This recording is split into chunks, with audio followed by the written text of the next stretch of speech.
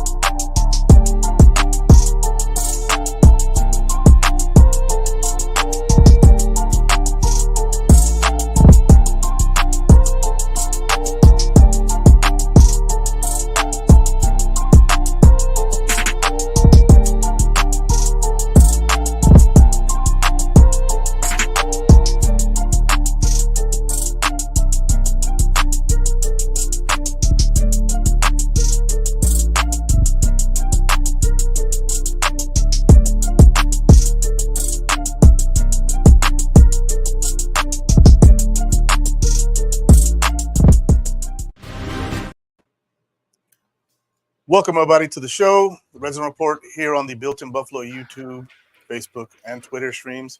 Also on Akeem's personal Twitter. The Bills season has ended in heartbreaking fashion yet again to the Kansas City Chiefs, our nemesis, so to speak. It is what it is. It's a sad day in Buffalo, but you know what? It's draft season, and it's time for this team to address the problems that we've all seen throughout the season. The depth at certain positions, and we're going to cover all that today, and cover the game and let you guys know what happened. And as with me as always is my co-host and co-founder of Built in Buffalo, Akeem Rich Izzy Rich. Disappointing, man. Disappointing. Rich, Akeem Richens, Built in Buffalo. It's disappointing that we're going through this again. Yet again, the Buffalo Bills losing to the Kansas City Chiefs, our big brother. It's obvious now. it's obvious who's big brother here and who's little brother here. It's unfortunate. We had everything in front of us. We had the number 2 seed. We had the home field advantage. They even had players. You don't wish anybody to go down, but they even had players to go down and be out the game, and they had to make adjustments on the fly as well. So as much as injuries we had, it kind of leveled the playing field a little bit, and we had opportunities to win this game. The Buffalo Bills had opportunities, no matter what you say about the defense and what happened in the first half and what happened with Patrick Mahomes and scoring all them drives up to the second half, up to about that third quarter. The third quarter on, the defense did what they were supposed to do. This Buffalo Bills team is quarterback. It's about the quarterback. It's about Josh Allen. It's about the offense. It's about Stephon Diggs. It's about what they're able to do. And we all knew that, number one, we're going to get into Bass, but field goals is not going to beat Patrick Mahomes anyway. I know people's going to get on Bass, but field goals is not going to beat Patrick Mahomes. And the Buffalo Bills had plenty of opportunities on offense to capitalize on situations, and they failed to do so. They had numerous drops. They had Sherfield with a drop, and Diggs. You could say what we could say what we want. Diggs had an opportunity to make a big play, and he didn't come up with that catch. That was an excellent thrown ball. When you have those opportunities, MVS had that opportunity with a perfectly thrown ball against Teron Johnson. He made that play.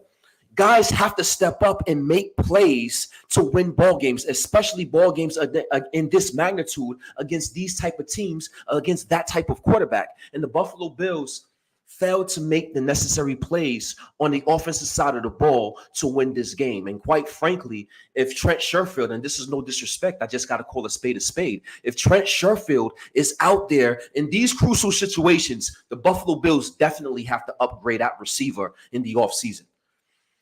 Whatever they do, they definitely have to upgrade out receiver, because to have that guy out there, and I love Trent Sherfield and what he was able to do, but have him out there against the Kansas City Chiefs in the divisional round in this magnitude, I think shows a weakness. And then Stephon Diggs, our alpha number one receiver, has to come down and make plays, and he failed to make that big play in that game. And I know I'm rambling, but it's more frustration because now we got to go through another offseason. We got to go through the draft and training camp and the whole process. And now we have more cap struggles and cap troubles and talking about cap casualties and how we going to upgrade, but we can't really upgrade because we don't got that much money. It's frustrating.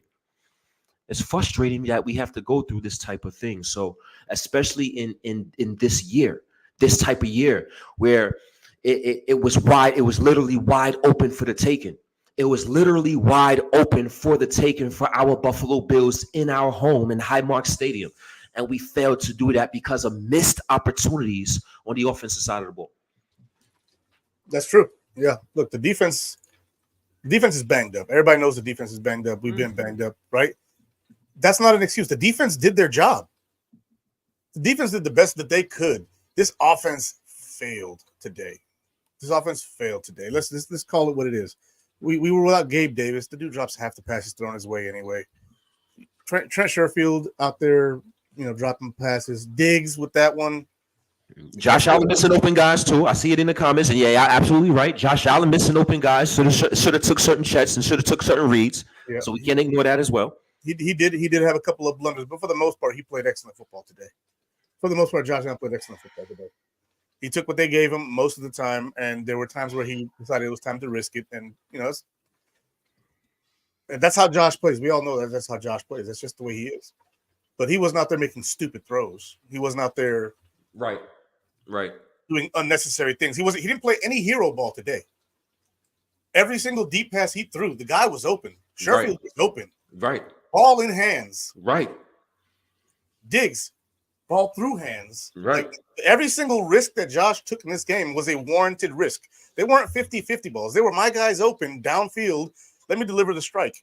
And he did, and they failed in those instances. Now, there were other ones where, he had somebody on the other side of the field, but he was stuck looking left or stuck looking right and, missed a Shakir who's open or a Hardy. Those plays happen. Mahomes had a few of those too today. That's just the nature of playing quarterback. You can't see the whole field. That's why you look both directions. The defense, for as banged up as they were, played well. I will not sit here and blame injuries for this debacle because, like you said, they were banged up too, and they pulled through it. Chris Jones is clearly not 100%. Chris Jones was clearly not 100%. Let's see what the F was the fake punt, dumbest play. Agreed. That was the dumbest play of the game, period. If you're going to go for it on fourth down, go for it on fourth down. Like, and that's 100% right. That was a dumb play, but it's a wash after that. After that play, when they fumbled at the one, that fake punt, that became a wash after that because we was able to capitalize and make a huge play on defense. So now it's fair game. Now it's fair game again. So as much as that was a blunder, the defense made up for that and basically, in my opinion, called out a wash. Now it's up to the offense. Another opportunity for the offense. Yep. It's up to the offense to come out and make plays, and they had opportunities to do so, and they failed. First half defense was not good. Not at all. The first half defense was not good. Not at all. The two touchdowns to Kelsey. That was hard to watch, but Pacheco really he took over the second half. Yeah, on offense for them, they couldn't really get the passing going too much. When it came to getting down there in the fourth, that's when we really started getting the ball back. We forced a punt. We got that fumble, like you said, through the end zone. The defense did what they could. The offense could have done a lot more. They could have done a lot more. And as I saw as pop up as I was going to say on that fake punt, having Hamlin run the ball. The man's not a running back. He's not put Ty Johnson in this. He's a special teams player who you expect to see on the field. You're muted. I said, yeah, that was horrible. Ty Johnson's on the team's play on the special teams unit. Put him back there on the damn ball. Give it to DeMar freaking Hamlin. Look, I don't mind DeMar Hamlin playing the games, but he's not a running back. He's not a running back. He didn't look running back-ish at all. He didn't look comfortable with the ball in his hand. It's it's another season of ending this way. It's They spoke about us running the football and us bullying them in the trenches. They bullied us in the trenches. That first half we couldn't make a stop. Pacheco, 15 attempts, 97 yards, 6 yards a carry. How much? 6.5 yards per carry. Mm-hmm. We could not stop Pacheco. Clyde Edwards-Helaire had a big run. They made big plays. MVS, all these guys that was dropping the ball, they ain't dropped no balls today. They ain't look like a team that dropped balls all season. They ain't looking like a team that dropped 44 passes all season. They made every play today.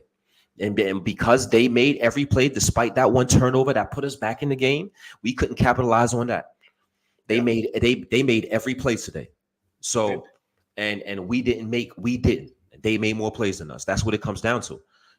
Sean McDermott said it in the half. You got to make more plays. It's going to come down to us making more plays than them, and we failed to make more plays today.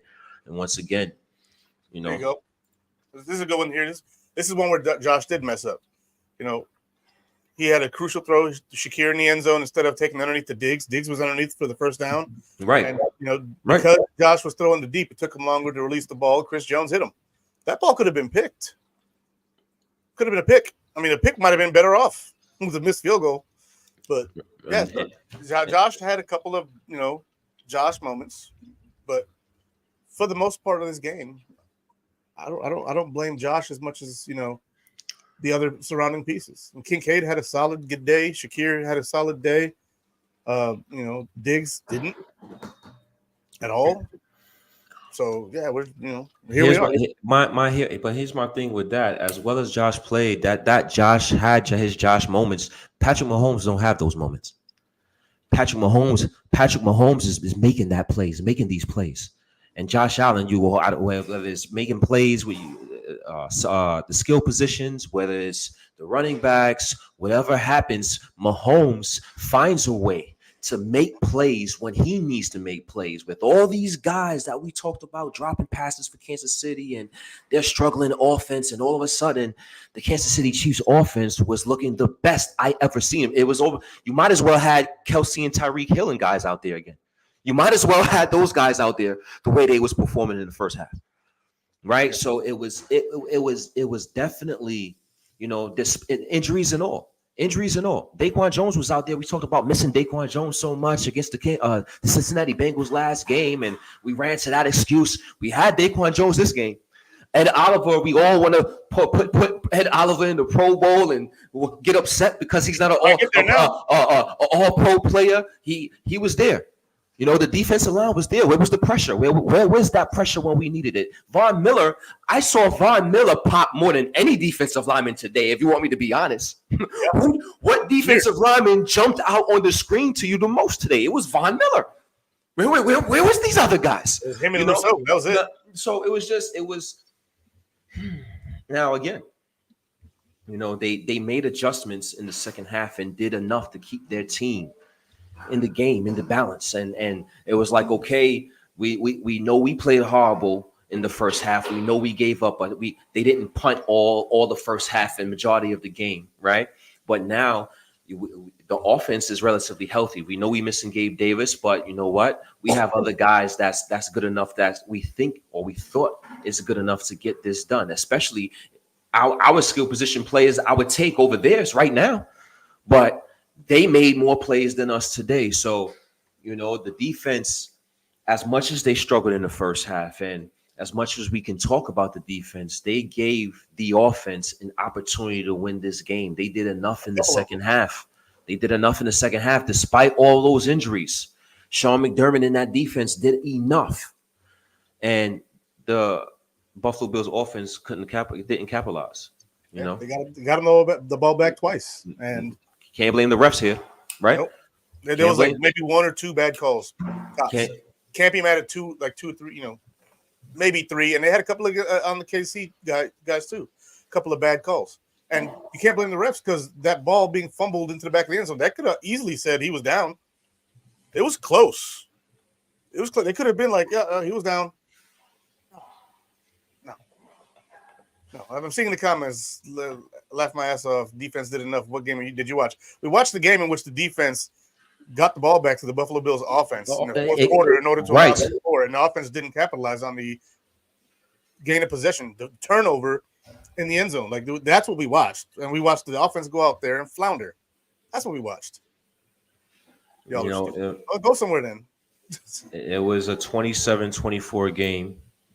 The Buffalo Bills offense had plenty of opportunities. Again, 2 opportunities late in the game to capitalize. And, of course, 44-yard field goal from Tyler Bass. I'm not surprised he missed that field goal either. It's kind of the Buffalo Bill way, to come up short in these type of situations. And how do you feel about Bass? Maybe should the Buffalo Bills bring in for some competition for Bass? How much do you put this on Bass in this game? Very little. Like, look, that field goal, you need your kicker to make that field goal, right? So I get it. But at the same time, we shouldn't have been in that position. We should have been scoring touchdowns. We should have been getting first downs to get to the red zone and put the ball in the end zone. The ball shouldn't have been on that thing. We know our punter's jacked up. I don't know if the hold was good or bad. I don't give a damn if the hold was good or bad. Fact is, this offense should have been playing for a touchdown, and they looked like they were, and they just couldn't get there. So I do put the blame of missing the field goal on Bass, but losing the game, no. That's one play. You had the whole 60 minutes to win this damn game. Absolutely. The Buffalo Bills lose to the Kansas City Chiefs by the score of 27-24. And if you're now tuning in, Arich, Hakeem, Richards, Izzy, we are Built in Buffalo, Redzone Report post-game show. It's another unfortunate loss, for the Buffalo Bills. And it seems as if everything was coming together. Is like, what can we talk about this offseason? The offensive line has played together all season long, and the offensive line, they did a great job protecting Josh Allen in the passing game and delivered a physical run game, and we saw some of that physical run game in today's game. So they had those things working for them, as opposed to the past of knowing the Buffalo Bills, and that's working against them, and us complaining about not having an offensive line and us complaining about not having a run game. Well, the Buffalo Bills had both of those things this season.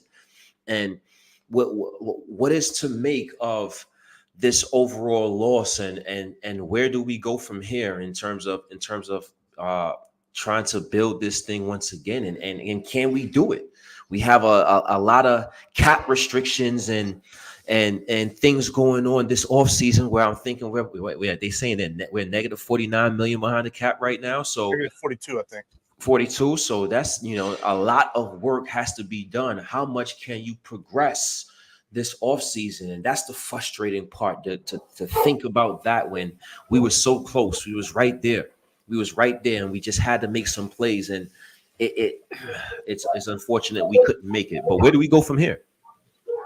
So from here, they're going to do everything they can to clear some cap space. They're going to, get rid of whatever excess fat on this team that doesn't produce. They may look to get rid of Tre'Davious White. Poyer and Hyde are out of here probably.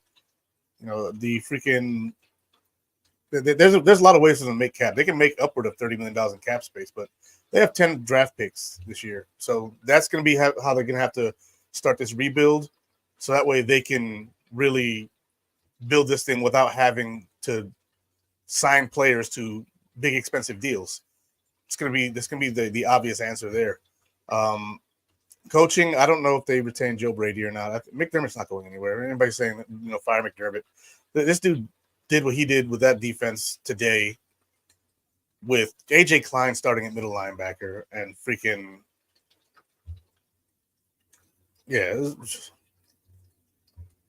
patchwork defense. Milano out. It's frustrating. It hurts. It's frustrating. It's annoying. It's just you're this close, and what cost us the game is execution. I can't blame somebody for not. I can't blame coach for somebody not being in their gap. I can't blame coach for someone not catching the ball. I can't blame coach for someone missing a field goal. It's execution. It's execution. 100% in my book. The offensive play calling was solid. There were some dumb ones. every single game on every single team, you're going to see some unless someone has a perfect game, like Josh did the first time against the Dolphins, where he had 158.3 rating. And then when Lamar Jackson played the Dolphins, it had 158.3 rating. In those cases, you called a perfect game. But in this one, they didn't call a perfect game. They called a damn good game, and they didn't execute. They failed. And so Gabe Davis is probably out of here. Dude catches 50% of the balls thrown his way. Khalil Shakir is going to be the one of our next up-and-coming stars in the slot. He's awesome. Kincaid, there's promise on this team. There's promise on this team. But they gotta add more guys. They gotta add more guys, and they gotta have to drop the fat because it's obvious where the fat is. Yeah, it's frustrating. It's a frustrating loss. I've been doing this. I've been a fan, riding this wave for 30 plus years, so when you're so close and you have chances and when you have opportunities to win a game, especially of this magnitude at home, and don't get it done, it definitely hurts. And you don't want to really go on social media much because what the naysayers is going to say. You don't want to look at certain media outlets because you know what those naysayers is going to say, and it's very frustrating to go through something like this, and especially against a team like that when if not now, when if not now, when are we Josh Allen pulling? I heard an analogy by one of the guys. I don't remember who said it, but I heard a basketball analogy. What is Josh Allen? Is he the Dominique Wilkins that he just can't get past Jordan? Is that what the issue is right now? Because when it's time, and when those two go toe to toe, once again, Patrick Mahomes comes out on top, and that's going to be the discussion for the naysayers all season long. And how can we combat that? Hey, I say this. To hell with the naysayers. Personally, I don't give a damn what people think anyway. I'm a Bills fan. They can talk all the trash they want. They don't really affect me. I know some people get really bothered by it. Not me. I don't care. At this point in the playoffs, I'm pulling for the Lions, and they'll probably lose too. So it is what it is. I got, the real thing I can say is he could be Dominic Wilkins, or he could be Peyton Manning, which took him like 10 years to win a Super Bowl. That happens. Sometimes you wait for it. He could be Phillip Rivers. We don't know. Like we have to cheer for our team, let it play out, call it like we see it, and just roll with it. So give me some thoughts. Give me some thoughts on Sean McDermott. How do you feel about how he coached? What do you think about his performance? Because in my opinion, he was getting worked.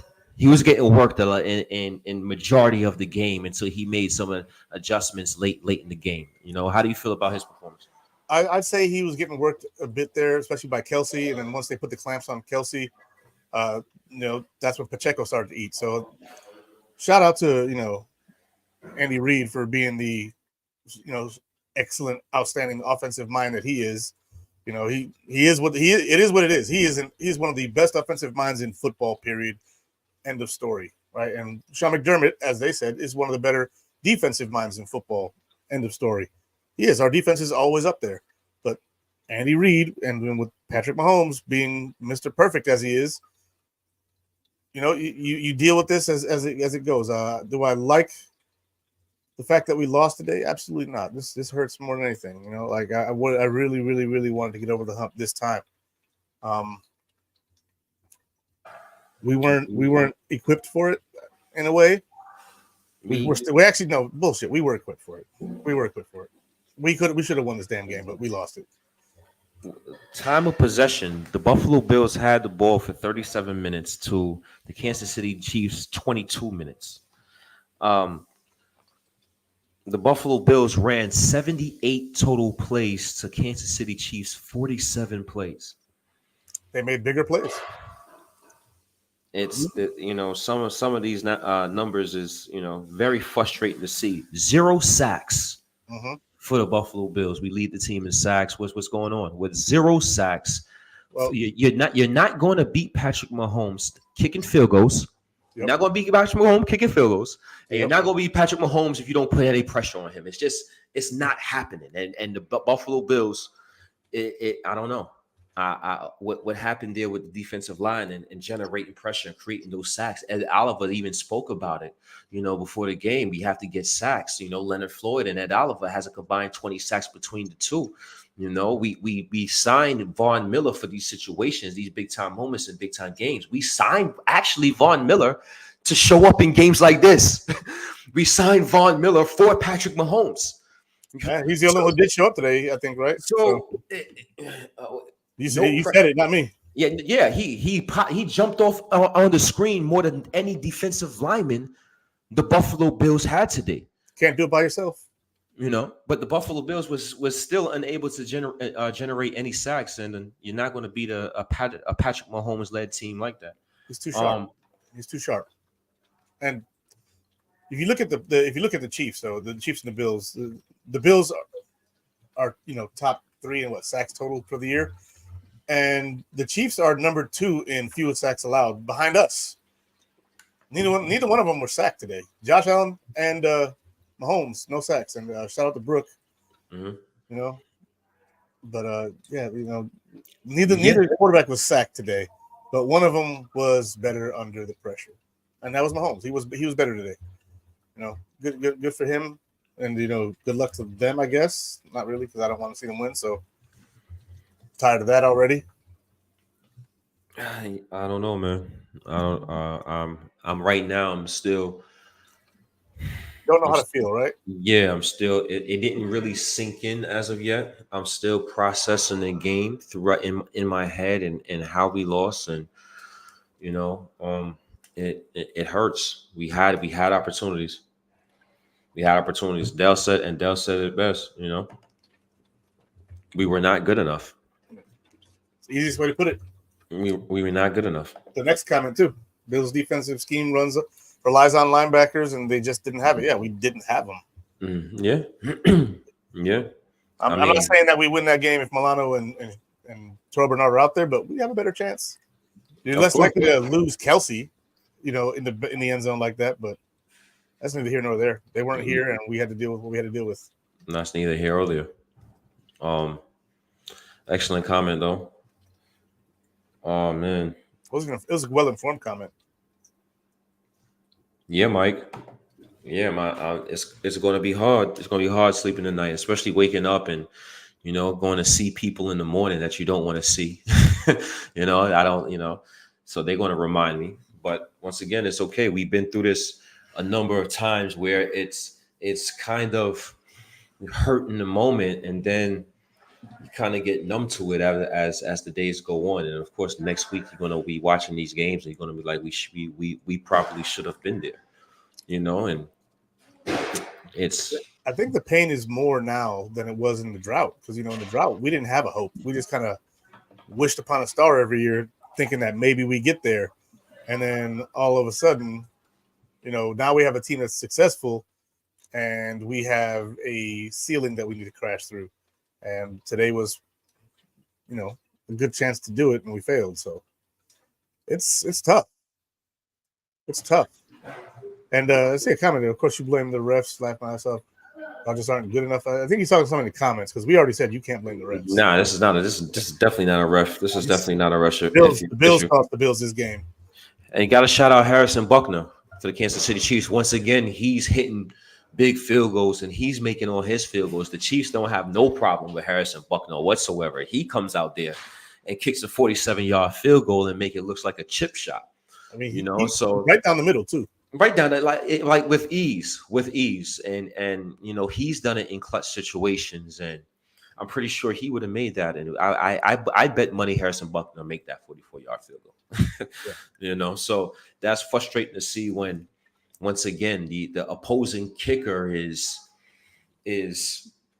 making differences in the games. And Tyler Bass, at one point, I thought he was one of the better kickers in the NFL. I really thought that's why he got the contract extension. It's trending that way, yeah. He was performing as one of the better kickers in the league, and I don't know what happened in terms of his trajectory, because he's not near one of the best kickers or looked at as one right now. And his struggles from last week, it raised my suspicions last week when that chip shot of a field goal was missed. And we spoke about talked about his scouting report and being able to kick in these wins and knowing where you're playing at and the elements you're playing in. You have to have a strong leg kicker to be effective in these elements. And we thought we had that guy, but now we're questioning if we have that guy in Tyler Bass. So,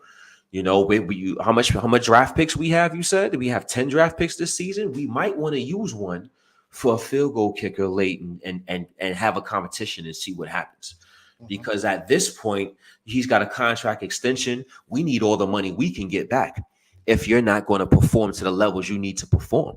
Yep. So it's, I'm not blaming the game solely on Bass, but you have to, when you're the guy, when it's your time to make a play, when you have an opportunity to make plays. We want to talk about Diggs having an opportunity to make plays, and Trent Sherfield having an opportunity to make plays, and Josh Allen missing guys and having opportunities to make plays. As a field goal kicker, when you have an opportunity to make plays, when you have an opportunity to tie the game for your team and give your team a chance on defense to make a stop, when we don't know, Patrick Mahomes is still Patrick Mahomes. What's the chances? We don't know. But the field goal kicker have to give us an opportunity to let us know what can happen in a tie game late in the fourth quarter with Patrick Mahomes having the ball. Let's see if our defense can make a stop, make a play, make a turnover, make a fumble, make an interception.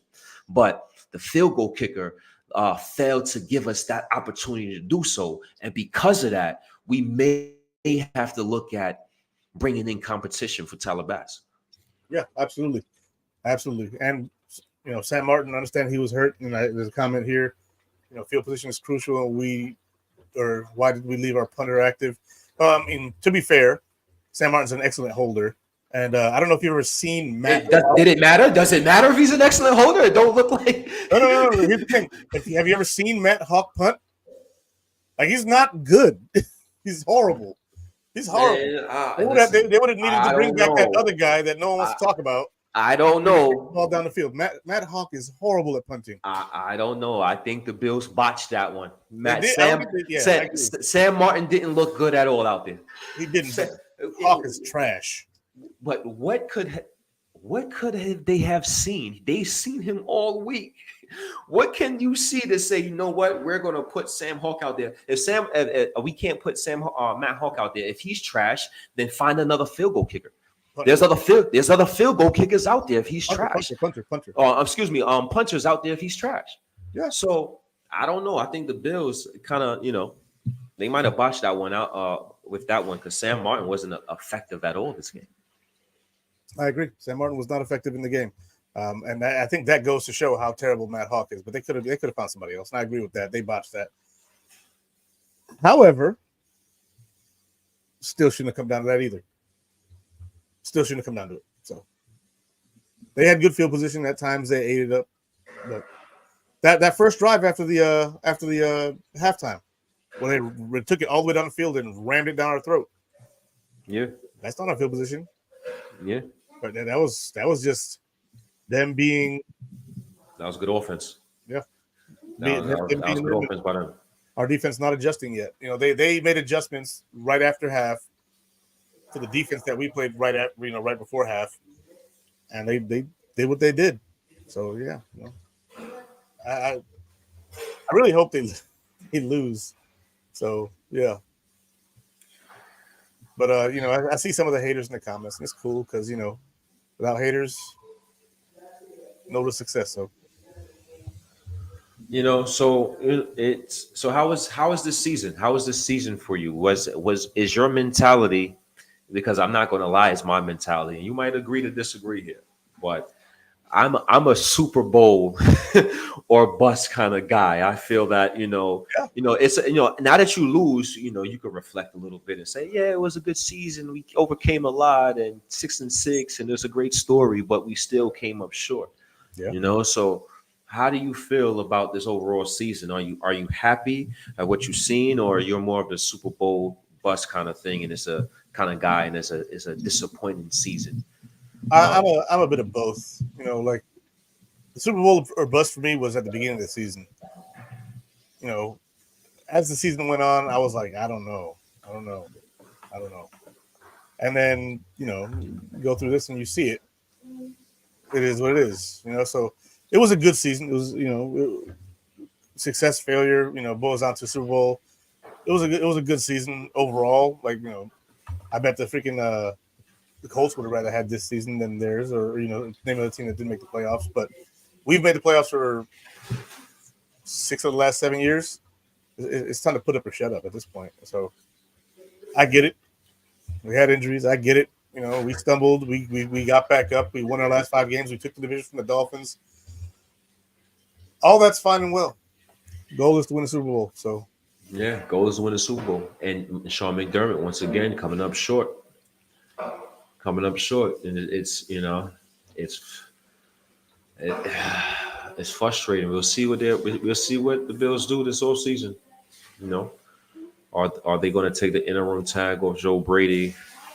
Is Sean McDermott going to continue to call plays on defense, or is he going to bring in the defensive coordinator? What's going to happen with Trey White? What's going to be the deal with his situation? Gabe Davis is a free agent. bye. It's Mitch Morse is going in the last year out of his contract, I believe. Rasul Douglas is. He's got one more year left. He's got one more year left. Would the Buffalo Bills extend him? Would it be a smart move to extend him and try to get a little, save a little cap space for next season? Yeah. I mean, we could go through this if you want. We've been here for 35 minutes. I can sit here and talk about the things I would do to extend or to make cap space. That's too easy. You can do it. You can make about $30 million in cap space without even extending anybody. There's a lot that you can put into it. First things first, Hardy popped later in the season. Maybe he just wasn't being used right or wasn't fully getting the system. But then he has the punt return, and then the last few games he's had some big catches for us that extended drives. So maybe because you can cut him basically, and he doesn't really have much guarantee left. Or you can tell him, hey, look, we want to run this thing back. We'll start you over, being in the contract again, push that big money back one more year, and bring you back to see what you can do next year. I'm really not for or against it. I've been against it all year, but like, okay. So Sherfield's gone, Hardy's gone, Poyer's gone. You can save money by cutting them. You can save another $6 million by getting rid of Tre'Davious White. How much is that dead cap on Trey White? I don't think Brandon Beane is just going to cut Trey White. I don't think he's just going to cut Trey White just like that. I mean, what's his dead cap was next season, because I think that's so his total number is $16 million. His dead cap is 10, and you save 6 cutting him. But that's the only out in his contract. If you keep him after that and he gets hurt again, then you're stuck with it for 4 more years. How is it? You don't have an out after the 2024 season? This is the out. The out is now. Then it's a lot of things that have to be discussed about Trey White, because I don't know what they would possibly do in that situation. Taking a $10 million cap hit is going to be steep for this ball club. So the Bills just lost. That could be another conversation for another day. But they signed KJ Hamler to a futures contract. Deontay Hardy, if he's making any type of money, we need all the money we can get. We can plug and play, or we have 10 draft picks. We can upgrade. We have to upgrade the wide receiver position. We have to upgrade. We have to upgrade that wide receiver position. Okay, 1 second. And I love Khalil Shakir. Khalil Shakir is the slot receiver for the Buffalo Bills going forward. I think you're saying McDermott's job. McDermott's job is safe. If you think he's getting fired, you're out of your mind. If they fire him today, he's getting hired tomorrow. No. No. Sirianni's not fired. McCarthy's not fired. McDermott's not fired. Stop it. If those guys still have Sirianni took his team to a Super Bowl and lost, but still, Like, did McDermott coach scared at times? I don't think so. I didn't see no prevent defense out there. I didn't see him out there with his guys protecting the sidelines or anything like that. His defense, they were going for it, but he didn't have the guys. He didn't have the horses to run the cart, right? You know, like if you could have the chariot all day long, but if you have the chariot and you got some old ass horses, you're losing the race. AJ Klein, you know, as hard as he tried, and I give him credit for effort, but you don't get a win for effort.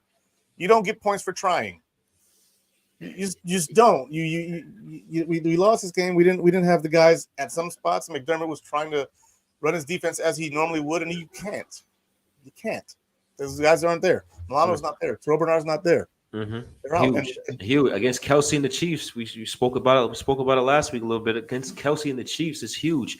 You have a guy that was going to the Florida Keys on vacation last week.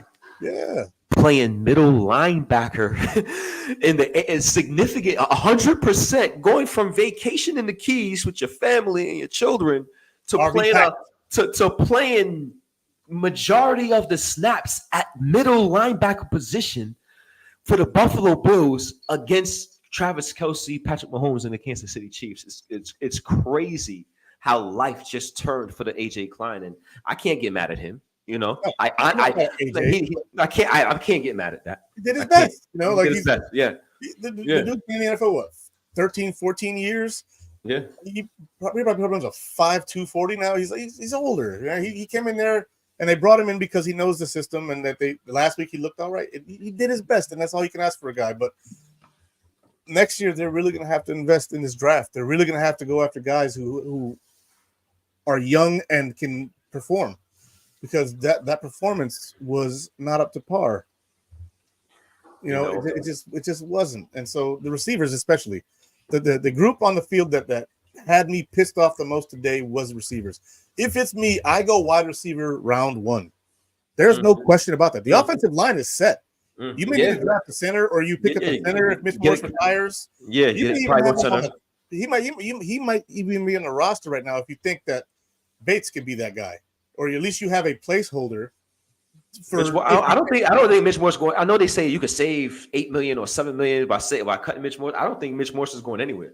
I think what they'll do is they probably rework his contract and put a couple of void years there to spread some of that money out. Probably it could be his last hurrah. He didn't get hurt at all this year, so I'm happy for that. That's what really made me happy about Mitch Morse, is that he didn't get hurt at all this year. So if you ask me if Mitch Morse comes back next year, the offensive line is set. Set. You don't need an offensive lineman. You don't need a running back. Bring back Ty Johnson on an inexpensive deal. Grab one later in the draft. Mm-hmm. People get good running backs all over the draft anyway. Mm-hmm. You got Diggs, Shakir, Kincaid, Knox. You just need a real number 2 wide receiver, or if Diggs is taking a step back, a number 1. That's why you take him in the first round. And I would take one mid-round as well if we're talking about it, because we're talking about Diggs. Shakir's a slot. I'm not talking about Kincaid and Knox. They're tight ends. Yeah, we have Diggs. We have Shakir. Who else we have beyond those 2 receivers? Not a fucking soul. I can't depend on Justin Shorter. So we're talking about drafting a receiver round 1. We might have to draft multiple receivers in the draft, because who knows? Maybe the Buffalo Bills will try to do what they do and sign a veteran receiver on a veteran deal. But who knows what they may do with that in terms of free agency. But in the draft, in my opinion, I would definitely invest in a wide receiver early and possibly multiple wide receivers in the draft. What about you? I'm taking 2. Yeah, definitely. You get one in the first round, and you take one the 4th or 5th round. Look what Puka Nacua did, a 5th round pick this year. Like, come on, really? Like, take 2 this year in the draft. You need 2 anyway, because Sherfield and Hardy are out the door. You need 2 anyway, right? And here's another thing that kind of caught my ire. We elevated Isabella today. I didn't see him play. I ain't seen him play much at all. Yeah, so why wouldn't you grab another punter? Let's backtracking. There were some decisions that cost us by the staff before the game, but still, the players on the field were capable of winning that game when they lost it. So, but yeah, you're drafting 2 receivers. I'm drafting 2 safeties, maybe 3. I'm going So deep. at least two. Yeah. I'm definitely looking at the safety position as well. I think that's a position where I think Taylor Rapp was hurt, but I'm not sure if he's a guy that I would want to extend. The safety position, in my opinion, is a position I think the Buffalo Bills should really look into.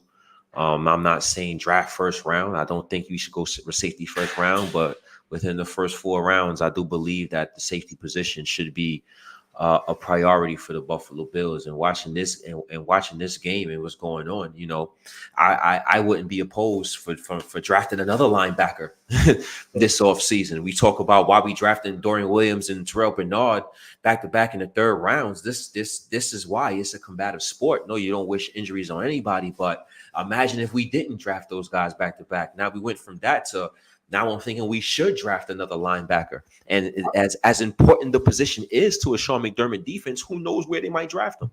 So definitely some things to look to. AJ Epinesa is a free agent. Leonard Floyd is a free agent. Are we going to sign back any of those guys? What's the make of the defensive line? That's going to look a bit different as well. Jordan Phillips is a free agent. Shaq Lawson's a free agent.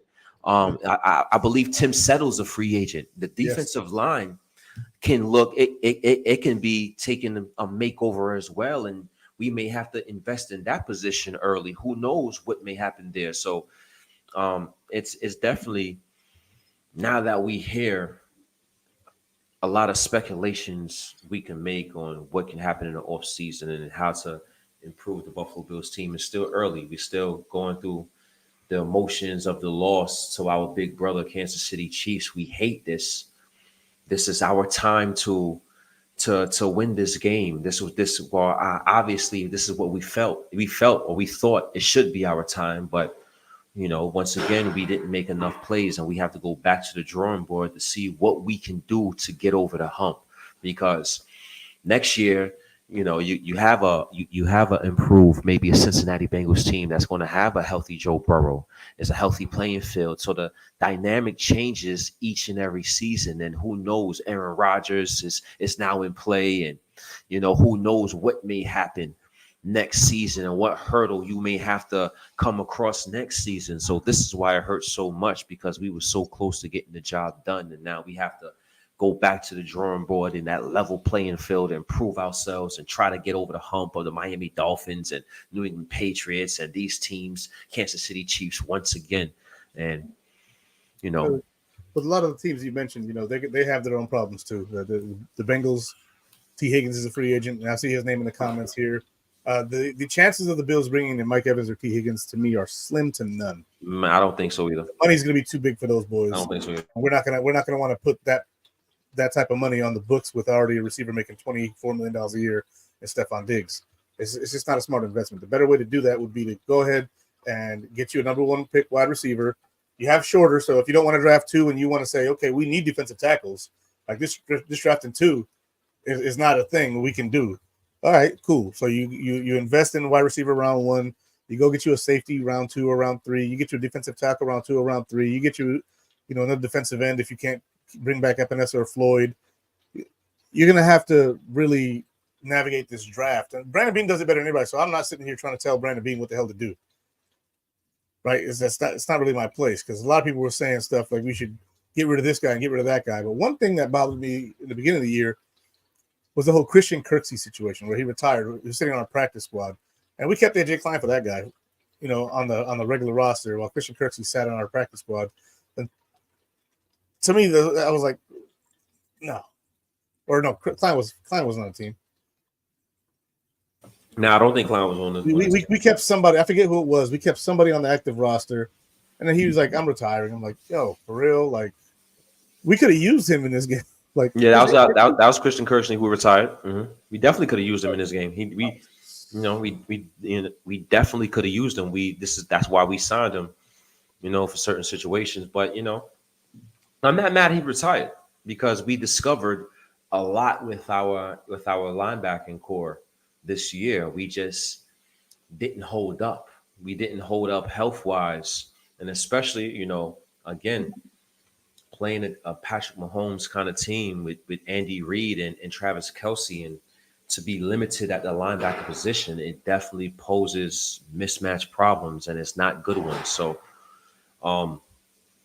again, hopefully next year we can come back and get back in this position again, and you know better health. Even though I say that, but I feel a way saying that because I still feel with this team we had enough opportunities to make plays to win this game. So that's why I'm saying that. But it's very frustrating when I think about the game. It's not like we wasn't there; we was right there. The game was right there.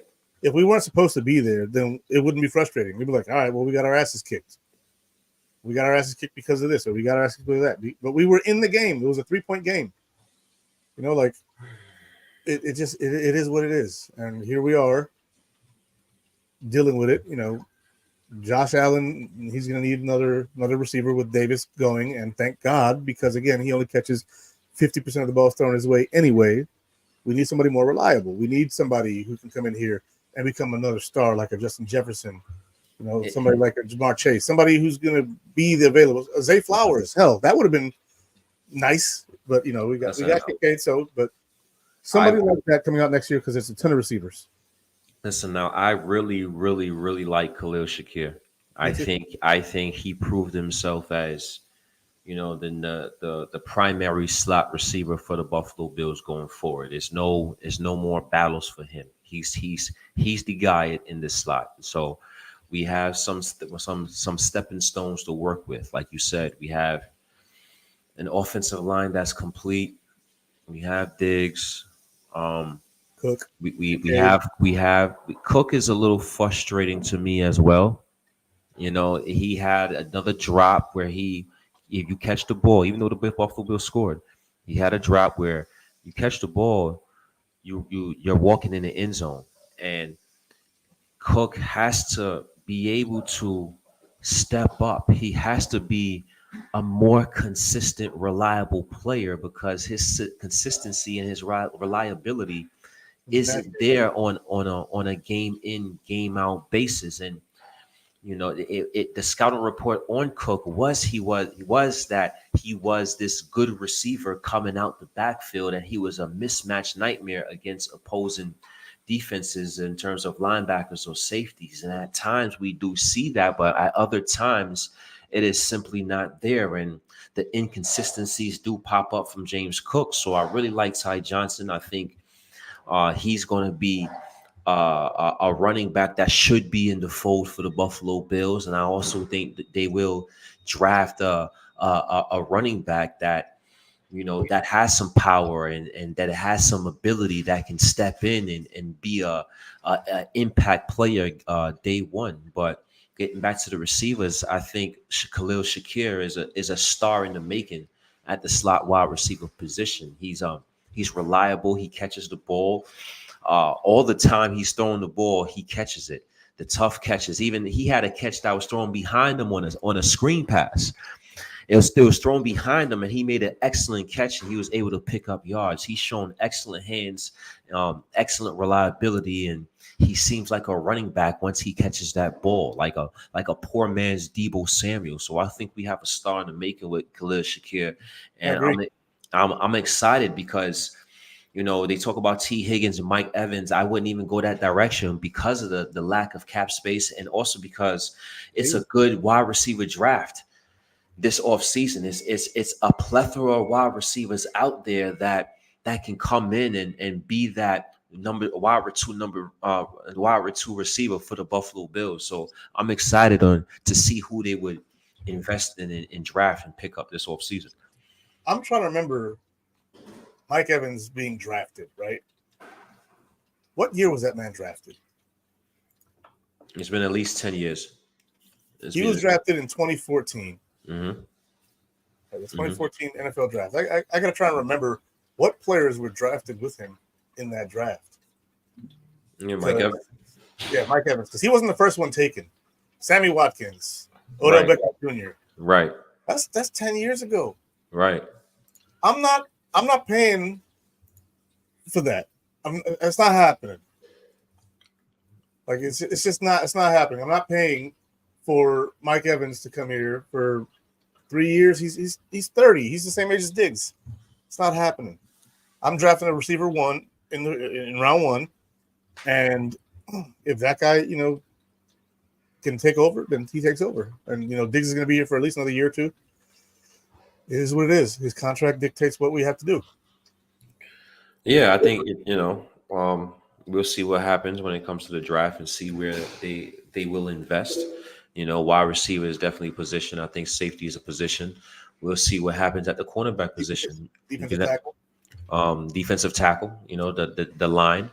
You're definitely going to have to look in investments in the defensive line and the trenches.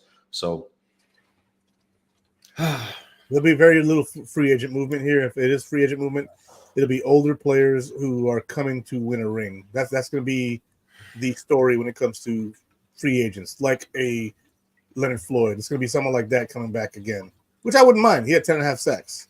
No. So you bring back like a Leonard Floyd if you can't keep Epinesa, because Epinesa might be sought after. He had a solid year. Teams might be looking to snatch him away. If he wants to come back, then cool. I'd rather have Epinesa because he's younger and producing. But yeah, the free agent market is not going to be something that we hit that hard. I don't believe, unless there's like a home run out there. But we missed Gabe Davis today. I disagree.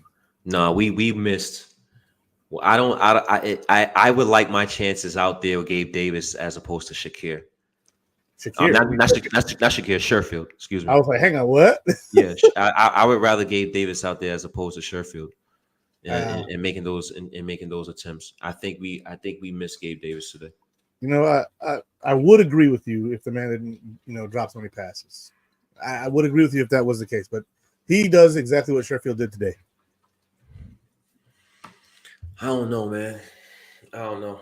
It's unfortunate. Like, does Gabe catch that ball that Sherfield dropped? I don't know.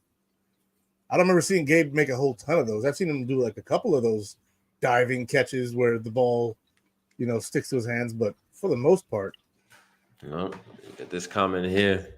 Joe Burrow out for the season as well. Chiefs didn't look their best all year and still beat us in the playoffs again. Sorry, this is a failure.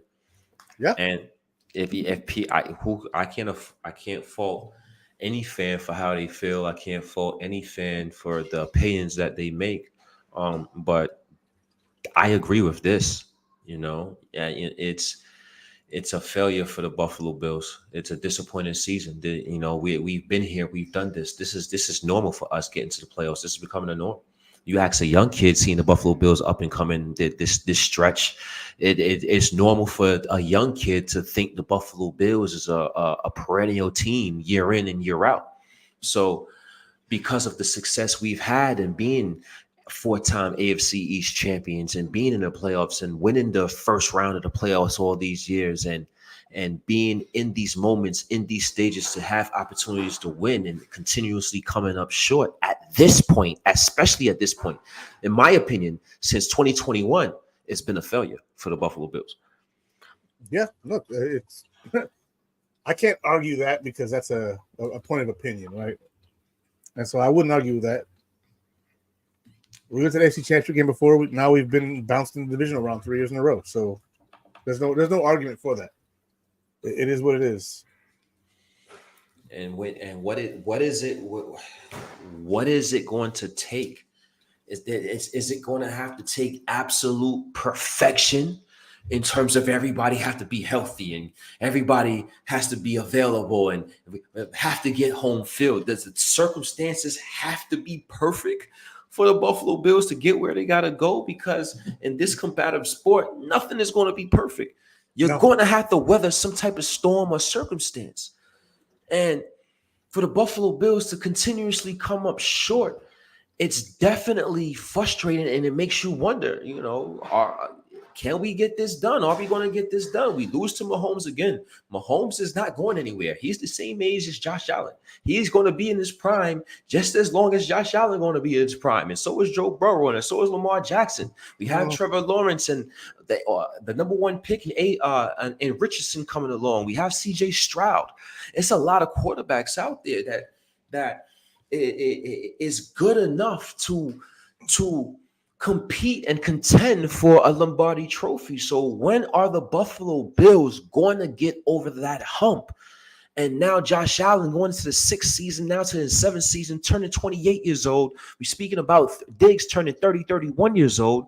Teron Johnson's not getting any younger. He's about 28, 29 years old. Rasul Douglas, we want to extend, but he's still 28, 29 years old. You know, these guys are still in their prime and still have a couple of good seasons, prime years left in them. But this is not a young team, and their core players are not young players. So if not now, when is going to happen? It's have to be some type of concern for us as a fan base, because now it's like, okay, when are we going to get over this hump? Our core players is getting old. We don't have the money because our old players is taking all the money. So when are we going to do this? We're going to have to depend on draft guys and perfect circumstances and situations to get things done. Now, it's hard to answer that question. It's a hard question to answer because there's a lot that goes into it. Like it's deep. It's an onion. You know, you peel back layer after layer and try and diagnose what it is. And that's why I was saying a lot of these older guys got to go. The Poyers and the Highs, they got to go. They gave us a good run. They gave us all they had. Couldn't get it done. Tre'Davious White, you know, coming off ACL and Achilles. I love Tre'Davious White. I wish that none of the injuries that happened to him had happened. But I can't make reality what I want it to be. Reality is what it is. So he may have to go. Now, Micah Hyde, he spoke about Micah Hyde. He has 1 year left on his deal. Is he? Micah Hyde does. Your Poyer has 1 year left on his deal. So, okay. So he saved most of that money by cutting him. Not a lot of dead cap on that one. Not a lot of dead. So you think the Buffalo Bills should remove from Jordan Poyer? Remove themselves from Jordan Poyer? I would wait to move on from him until you draft somebody, right? You don't want to lose both Hyde and Poyer and then have 2 draft picks out there like that. But it may be a cut Poyer and negotiate with Hyde at that point. But I think that it's close to over, if not over, for both those guys. Then again, you know, you see a lot of rookie safeties currently, or second year safeties, playing very well. So we need multiple safeties. We do. We need at least 2. It's a bigger need than people think. You know, the cap is $2 million for him. The cap is $2 million for Poyer. Yep. If you cut him, save how much? Save 5. Save about $5 million if we cut Poyer. That's a business decision that we might have to make. But when you make that business decision, you open up holes on the defense. Now you talk about 2 safeties. Now, as great as the job Brandon Beane has done with certain guys he signed, I wish we invested more in building up a safety throughout the years, because now we need multiple safeties, and needing multiple safeties in the Sean McDermott defense is not going to be easy. Well, we tried that. We drafted a couple of safeties. Saran Neal got moved to corner and freaking. Leaves a lot to be desired. We need Damar Hamlin's a 5th round pick. He's a backup player. He's a role player. Matt Miles is a 5th round pick. He's a 5th round pick. Yeah, but exactly, I agree 100%. But the likelihood of getting those type of players in the 5th round the percentages drastically get lower, even though it's possible. Agreed. But the percentages do change, So depending on the Buffalo Bills to draft a couple of solid safeties late in the draft and hope they can come and start. Well, I'll go early. It's something I highly question. I would definitely look into the draft in the safety in one of the first 3 or 4 rounds, and I probably would look into free agencies and try to bring a safety in as well. I think it's time to change up the mental makeup and the mentality of the defense a little bit. I would love a bigger safety.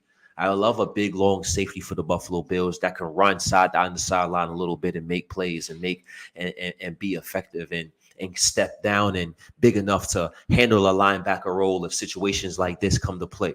You know, a part of the linebackers being hurt and that being a detriment to the Buffalo Bills defense is also we don't have the safeties to combat with covering Kelsey either.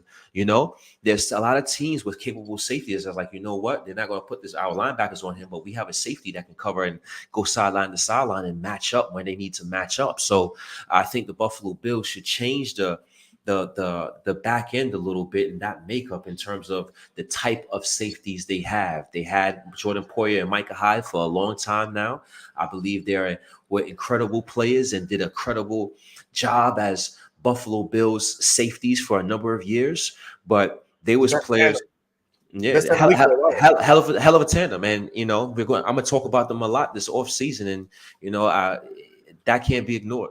You know, as in the Mensa, and it's now setting in that this is the last time that we're possibly going to see Jordan Poyer and Micah Hyde, you know, on the field together. And, you know, we remembering them now as guys that's past their prime, but we can't ignore what they did for the Buffalo Bills, for the Buffalo Bills organization. Those players, Jordan Poyer and Micah Hyde, were great players for the Buffalo Bills for a long time. And I really appreciate what they've done with the organization. They was here for the start to turn around the Buffalo Bills organization. They came from other teams as cast-offs, as underappreciated, and felt what the city of Buffalo felt in terms of not making the playoffs and feeling unappreciated themselves. And they came in and changed the entire culture for the Buffalo Bills and the organization. So those two guys are the foundations of that. So I have to appreciate and congratulate them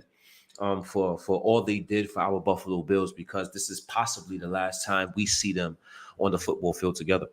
And look, if this comment is correct, if you can get them back here for low-end contracts, which, you know, they may feel disrespected by being offered some shit deal, right? They may be like, yo, we've been here forever, and this is what we need. Yeah, like you're older now. It's either rip the Band-Aid off or you sign for a cheap deal to help raise up these young safeties that we're going to draft. Those are the real options here. Either that, or you're going to free agency and you're finding some other inexpensive options like you did with Poyer and Hyde. I think Micah Hyde's going to retire. I think he is too. He's got businesses to make himself with his neck. Yeah, I think he's going to retire. If I'm his wife, I'm talking like, hey, you want to hold your grandbabies? Like, you want to be able to walk when you're older, or do you want to be like Earl Campbell with a cane and a freaking wheelchair? Like, he's not that big a guy. He's only like 195 pounds. And taking all these neck hits it's not it. So, yeah, and he's not the same player. I'm pretty sure they know they're not the same players they once was. You know. Yeah, I know, but maybe you bring him in on an inexpensive deal. He plays backup. Maybe you can convince him to do that, but I doubt it. I just doubt it. I think if you keep one, it's going to be Poyer, and you ask him to take a pay cut, or he's got to go because you save too much money letting him go. You save $5 million letting him go. So. They don't go anywhere else. I don't think, you know, if we cut Poyer, he's going to come back on a practice squad type deal. But, you know, even if, you know, Jordan Poyer was to come back, I still would invest in the safety position in multiple safeties. This is, if he was to come back, he would have to come back in a different role. He would have to come back as a guy that's okay. You're on this team and you're going to get snaps, but you're going to be in more of a rotational role now, right? We're going to get you in a role where you're going to play a certain amount of snaps, and we're going to get the maximum value out the snaps that you get on the playing field. I would definitely invest in the safety position if I'm the Buffalo Bills, especially the type of defense Sean McDermott and the Buffalo Bills like to run. Yeah, I mean, that's going to be an option that they have, you know. Saving $5 million, but if that guy can train your future, then keep him around. But I don't see Micah Hyde coming back. I don't see it. And if either Poyer or White, one of them is going to go. One of them is going to go. I promise you, both Poyer and White are not likely to be on this team next year. It's going to be one of those two that has to take the fall, because you save $5 million cutting one, you save $6 million cutting the other. These business decisions have to come from somewhere, and the cap space has to come from somewhere. Yeah, tough decisions going to have to be made in the offseason. Yep. And extensions to like Deion Dawkins, extensions to Rasul Douglas, extensions to Taron Johnson. You can get some more years out of those guys. They play positions where they generally age a little more gracefully. I have slight concerns about Teron Johnson as well.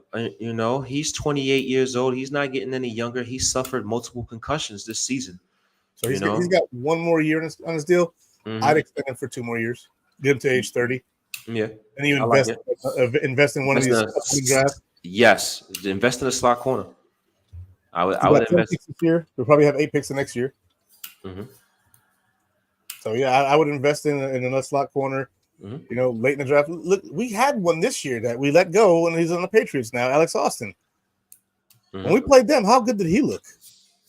He didn't look bad at all. If he was sat on his team for a year or two, he could have been that guy. Like we've drafted guys. I saw a comment earlier that said this team doesn't draft well. The bullshit. Bullshit. Like this year alone, Kincaid, first round. That's an excellent pick. That's an excellent pick. Who's taking the second round this year? I'm having a brain fart right now. We had Osiris Torrance. We took in the second round. Osiris Torrance, solid guard, solid rookie season for him. Hit his ups and downs, but solid rookie season. Third round. Dorian Williams, solid backup at this point in his career. Dorian Williams is going to be a good football player. Yes, he looks aggressive. He looks aggressive. I love the physicality. He runs down. He comes downhill hard and physical.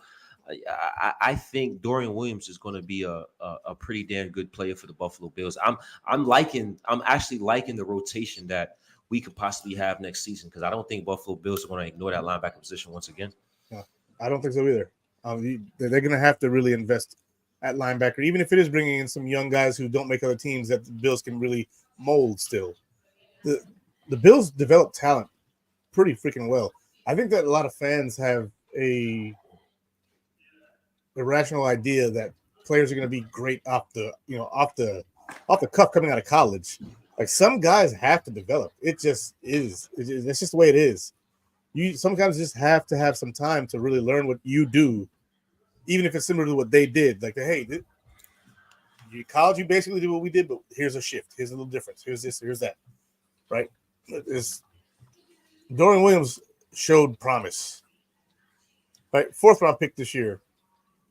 We didn't have one, right? We traded it away. Yeah, I think we traded away. Pretty sure we didn't have a 4th round pick. We only had 6 picks. Then we moved. We had a 5th round pick. We had 2 of those, Shorter and Austin. We had who's the lineman we drafted? I forgot his name. Yeah, me too. It doesn't matter. Like, right. We draft fine for the most part. Like, who have they developed? They developed Gabe Davis, Khalil Shakir, Josh Allen, Matt Milano. Mm-hmm. I could go on if you like. Deion Dawkins is a Pro Bowler. Deion Dawkins. Right tackle, Spencer Brown. Ed Oliver had his best season of the year, even though Spencer Brown, AJ Epinesa, Tre'Davious White. I mean, Taron Johnson. Like, I can go on.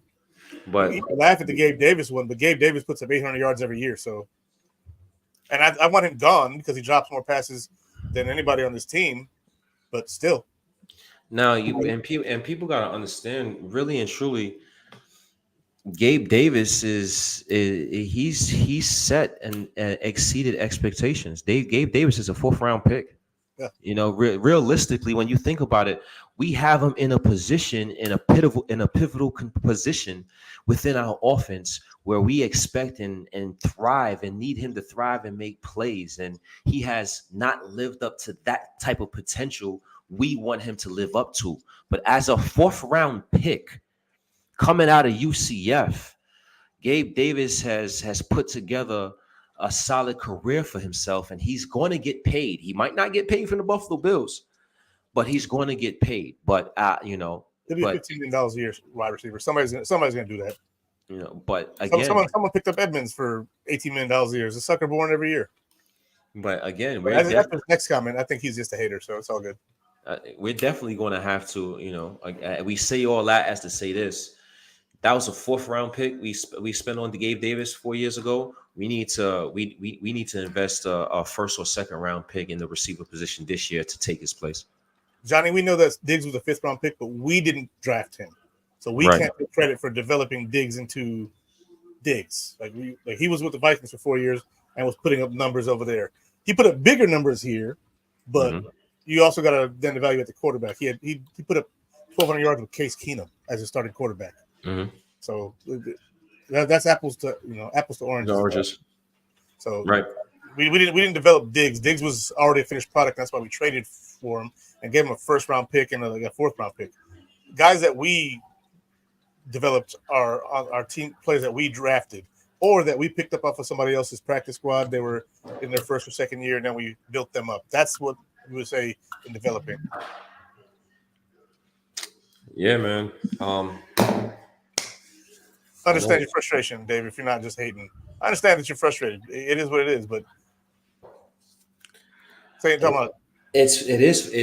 is frustrating. You know, we all can be frustrated, and you know, we all can be upset, and we have a right to be, you know, and we didn't get it done. Don't matter what round you come out of. It doesn't matter what round you come out of to determine the success that you have in the NFL. Like the round you were drafted in does not mean that you will be a bum or a superstar, right? Plenty of bums get drafted in the 1st round, and plenty of superstars get drafted in the 7th round. What's expected of you when you're drafted in the 1st round and what's expected of you being drafted in the 7th round, totally different. It's not about when you were drafted as to how good you'll be.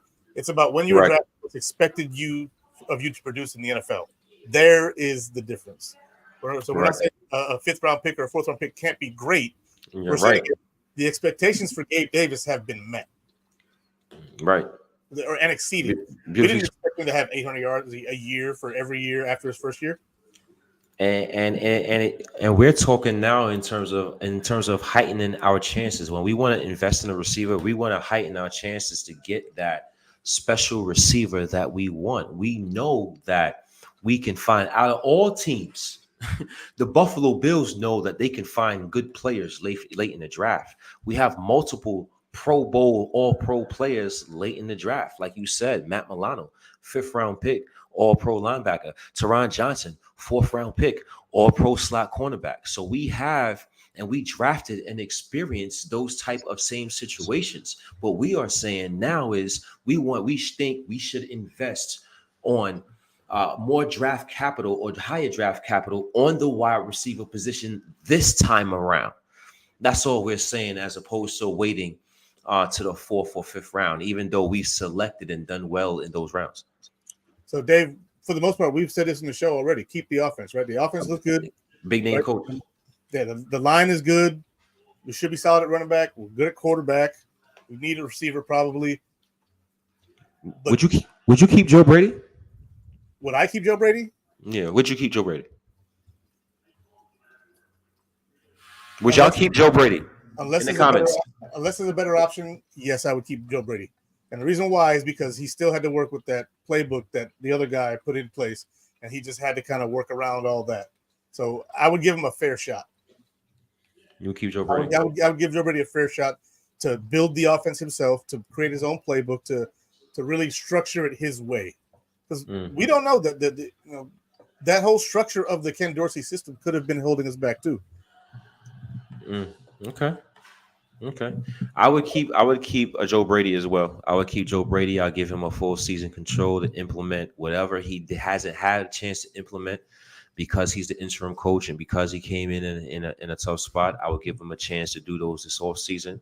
I would give him some say in terms of what type of players he is looking for to bring out the best in his offense. I want to see the type of players he would have influence as opposed to years past. I believe that coming in, I read some things about him loving speed and getting players in positions to catch the ball and make things happen after the catch. And I think he's shown and displayed some of that with some plays he's run and putting Diggs in motion and have him circle around the back and catch those screen passes. Same thing with Khalil Shakir, putting him in position to catch the ball by making innovative plays, understanding the man and zone concepts and what they're running by the motion, and putting their players in position to make plays short and having the ability to catch the ball and getting that yardage. So I'll be interested to see what type of players would be his type of players he would want to maximize his offense. That's why earlier I was talking about Deontay Hardy, saying, maybe if you give Joe Brady the reins next year, that he could use him to better effect than this offense was designed to. I don't think it's going to happen. I think he's going to end up getting cut because you save $4 million off the cap cutting him. So there's that. But I think that he's earned the shot. He's earned the shot. He's won 6 of the last 8 games. Mm-hmm. 1 playoff game lost, 1 playoff game won, and then 5 in a row in the regular season, and then that 1 loss to Philadelphia. Like that's a solid change in the offense. And so he's being interviewed, from what I've heard, for some offensive or some head coaching jobs. Atlanta. I don't think he's a real candidate this year. No, I don't think so neither. I think next year he'll be a real candidate for that. Yeah, but, I believe so. If he has that success, we thought the same way with Ken Dorsey coming into last year around this time. So if he continues to have that same success, I do think he could be a legit candidate this year, even though he's had some head coaching interviews this season with the Atlanta Falcons. I think that's more due diligence on Atlanta's part. When you have a guy like Harbaugh or Bill Belichick, if you have a chance to go and get one of those guys, I believe that would be one of the first options. But it's good to be in that room, to get that experience, to be in an interview for a head coaching job, even though you may not get it. But I would definitely give him and take the interim tag off Joe Brady and make him the offensive coordinator and see what type of players he like and implement his offense that how he see fits. Yeah, and I'm seeing the comments. Smart Money says you interview other candidates. I'm not saying that I would just hand it to him, but at the same time, I think it's going to be hard to find a better candidate for the job here. So that's. I don't think there's a lot of better candidates out there. You'd be looking at other teams' wide receivers coaches and quarterbacks coaches and running backs coaches. And you have your former quarterback coach, who is now your interim offensive coordinator, on the roster already. That's another one that said, if you mess this up, you waste another year of Josh Allen. Well, if you hire somebody else and they suck, then you're also wasting a year of Josh Allen. At least Josh Allen can put up with this guy. At least Josh Allen can put up with this guy. What if you get somebody worse in here? You go and hire an Eric Studeville or a Matt Nagy, for Jesus Christ. Who knows? We never. Who knows what may happen this off season? But we'll see. We'll see. A lot of decisions have to be made by the guys that get paid the big bucks. Mm-hmm. A lot of decisions to be made, and a lot of shows coming up this offseason to discuss it. We'll have our roster lineups. Yeah. So yeah, man. I anything else you got? I think we touched base and covered bases for the most part in terms of giving our instant reactions, feelings, and emotions, and looking ahead to the postseason as we often do year in, year out. Now we can get an early start, and it was a good discussion. Yes, plenty to talk about this off season. It's going to be a long one, so it's going to be plenty to discuss with teams, with the current cap situation, with free agency, with the draft. Tough loss, tough way to go out, man. Tough way to go out, but fun ride. And we're Buffalo Bills fans, and we will never stop being Buffalo Bills fans. We're gonna ride this thing out until we check out of here. So before we check out of here, we hope we can witness a Lombardi Trophy for our Buffalo Bills, and we're going to keep striving and pushing to do so until we do so. So thanks to everybody who rocked with us this long. This was actually a really good show, and for everybody who was here going through this therapy session with us, dropping your frustration in the comments, and some of them I might have taken wrong with the whole thing, and to all the haters here too, cool, be here. That's great. Yeah. Haters and all the people who were, whether you're a hater or you just venting your frustrations or whoever you are, we appreciate you being here. I already told you before, this is like therapy for me. So let's go Bills. Let's go Bills. We'll see what happens. But some of y'all are going to be disappointed with the decisions that are made by this team going forward, and some of you guys will not. So that's just the way it is. You can't please everybody. God bless and go Bills. Go Bills. Y'all have a good night.